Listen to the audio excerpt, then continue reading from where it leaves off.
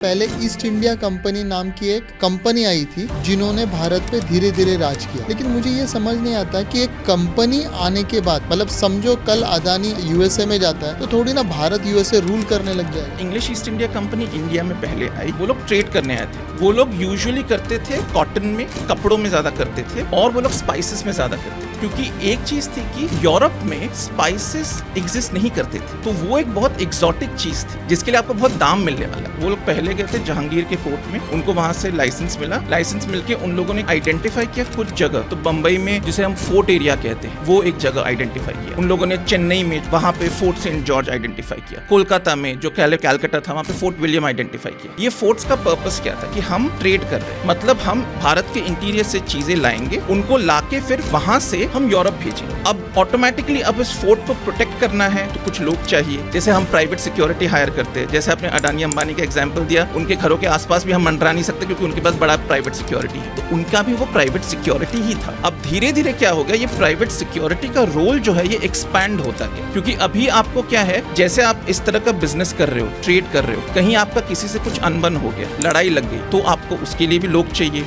उसके लिए भी आपको बारूद चाहिए, तो आप वो करते गए। सो धीरे धीरे उनका पावर जो है वो एक्सपैंड होता गया, उनके आर्मी का साइज एक्सपैंड होता गया, और फाइनली सिचुएशन ऐसी हुई कि 1757 में उन्होंने डिसाइड किया कि हमें अभी पॉलिटिकल रूल ही ले लेना चाहिए, और इस वजह से वो लोग ने ले लिया। तो इस तरह से एक कंपनी जिनका काम धंधा करना था, वो अपने आप को एक पॉलिटिकल पोजीशन में पाता है जहां पे उनको बेसिकली धीरे धीरे साम्राज्य ही चलाना है।